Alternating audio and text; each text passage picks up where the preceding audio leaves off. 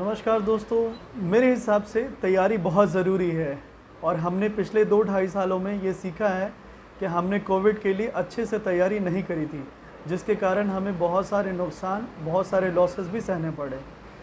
But अब हमको monsoon की तैयारी करनी है क्योंकि मॉनसून ने दस्तक दे दी है। So are we ready for monsoon? So इसके बारे में हम बात करेंगे। मेरा नाम है डॉक्टर ए रशीद खान। मैं स्वागत करता हूं अपने इस YouTube चैनल में। अगर आप नए हैं तो मेरे चैनल को सब्सक्राइब करें और साथ ही बेल आइकन को ज़रूर प्रेस करें ताकि आने वाले सारे नोटिफिकेशंस आपको मिलते रहें।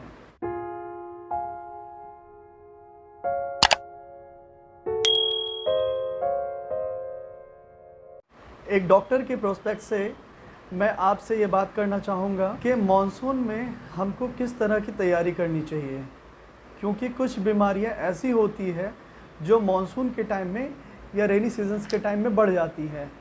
उन बीमारियों के आने से पहले अगर हम प्रिपेयर हों और अपनी तरीके से तैयारी कर लें तो चांसेस कम होती है कि उन बीमारियों से हम पीड़ित होते हैं या हमारे परिवार के कोई लोग उससे अफेक्ट होंगे।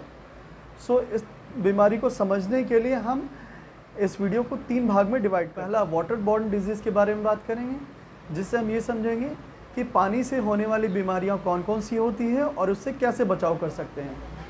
तो पानी से होने वाली बीमारियां काफ़ी आम होती है, जैसे आपने सुना होगा टाइफाइड, कॉलरा होती है, पेट खराब होने वाली और बीमारी होती है। तो ये बहुत ही ज़्यादा कॉमन होती है, बहुत ही आम होती है कि जो संक्रमित पानी पीने की वजह से होती है। शायद ये आप जान के हैरान होंगे कि आज भी ख़राब पानी से होने वाली बीमारियां भारत में सबसे ज़्यादा प्रेवलेंट है।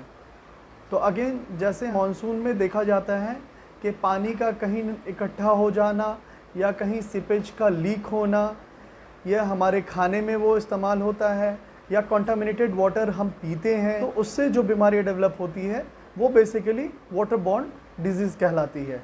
तो जैसे कि हमने कोविड में बहुत ज़्यादा अपना ध्यान रखा है, अपने हाथों को धोया है, खाने से पहले, बाथरूम से आने के बाद अपने हाथों को धोया है, इसी तरीके से पानी से होने वाली बीमारियों को रोकने के लिए इन सब चीज़ों का पालन तो करना ही करना है।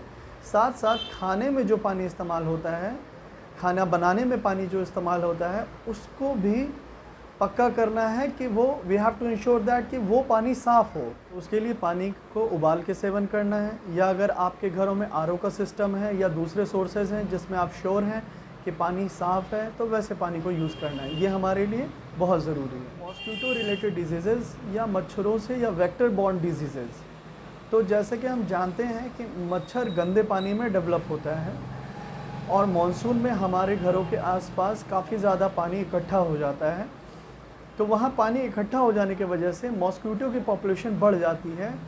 उसकी वजह से हमें मलेरिया, डेंगू, इस तरह की बीमारियों से पीड़ित होना पड़ता है। तो अब सबसे पहले हमें इनके बचाव के लिए क्या करना है? तो देखिए, 2 सिंपल तरीका ये होता है। जो बीमार होने के बाद लोग दवाई लेते हैं वो हमेशा पेनफुल होता है, हमेशा दर्द सहना पड़ता है। दूसरा तरीका होता है उसकी तैयारी पहले से कर लेना ताकि वो बीमारी ही ना हो हमें। तो मच्छर से होने वाली बीमारियों के लिए हमें कैसे बचना है? तो सबसे पहले हमें अपने सराउंडिंग्स में, घर के आसपास किसी तरह के पानी को जमा नहीं होने देना है। मतलब मच्छरों की जनसंख्या सबसे कम हो, कम से कम हो, और वो कम से कम पनप पाएँ। तो इसके लिए कहीं भी अगर पानी इकट्ठा हो रहा है तो हमें उसे रेगुलरली ध्यान रखना है, उसे डिपॉजिट नहीं होने देना है, वो पानी का जो भी सोर्स है उसे वहाँ पे ख़त्म करना है, डिस्ट्रॉय करना है। और दूसरा, जो हमारे यहाँ छोटे बच्चे हैं या जिनकी रोग प्रतिरोधक क्षमता कम है, जिनकी इम्यूनिटी कम है, उन लोगों को मॉस्किटो नेट्स का इस्तेमाल करना है। मॉस्किटो नेट्स के यूज़ से भी मच्छरों से बचा जा सकता है। और आज की तारीख में बहुत सारी मॉस्किटो रेपेलेंट क्रीम्स अवेलेबल हैं जो कि हम यूज़ कर सकते हैं। So when we are working in outdoors, तो वैसे जगह पे हम उसको क्रीम्स को यूज़ कर सकते हैं। अब हवा से होने वाली बीमारी, जिसे हम कहते हैं एयरबॉर्न डिजीज़, इसके बारे में सब लोग अच्छे से वाकिफ़ हैं। हमको कोविड ने बहुत कुछ समझा दिया है कि क्या क्या हवा से होने वाली परेशानियां हैं। तो मॉनसून या बरसात का जो मौसम होता है उसमें पैथोजेंस जो होते हैं, जो भी माइक्रोब्स हैं, उनकी पॉपुलेशन बहुत ज़्यादा बढ़ जाती है। वो बहुत ज़्यादा मात्रा में होती है, उनकी रिप्रोडक्शन बहुत फास्ट हो जाते हैं। तो हमें इस बात का ध्यान रखना है जो भी एयरबॉर्न डिजीज़ के बारे में हमें पता है, जैसे कि इन्फ्लुएंज़ा हो गया, तो इनके होने की संभावना काफ़ी बढ़ जाती है रेनी सीजन्स में, मानसून में। तो जो हमने प्रिकॉशनरी चीज़ें कोविड में के बचाव में इस्तेमाल करा था, कोविड में यूज़ किया था, तो वो चीज़ें हम एयरबॉर्न डिजीज़ में भी इस्तेमाल करेंगे। तो जैसे मास्क का इस्तेमाल करना, थोड़ा सोशल डिस्टेंसिंग मेंटेन करना, हाइजीन मेंटेन करना, इन चीज़ों को हमें एयरबॉर्न डिजीज़ से लिए भी इस्तेमाल करनी है।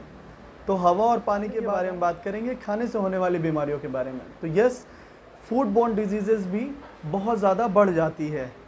तो इसके लिए हमें बहुत ज़्यादा ज़रूरी है कि हम हेल्दी के साथ साथ साफ़ और हाइजीनिक चीज़ें खाएं। It should not be only healthy, it should be hygienic too. तो हमें साफ़ खाने का कंजम्पशन करना है। तो सबसे अच्छा तरीका होता है कि तुरंत बनाया हुआ खाना हम खाएं। जैसे कि गरम खाना होता है, सुबह का खाना सुबह खाया जाए, शाम का खाना शाम को खाया जाए।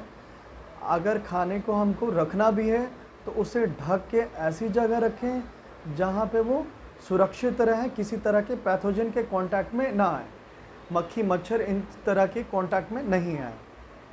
कुल मिला के हमें इस बात पे फोकस करना है कि दूषित खाने का सेवन ना हो सके।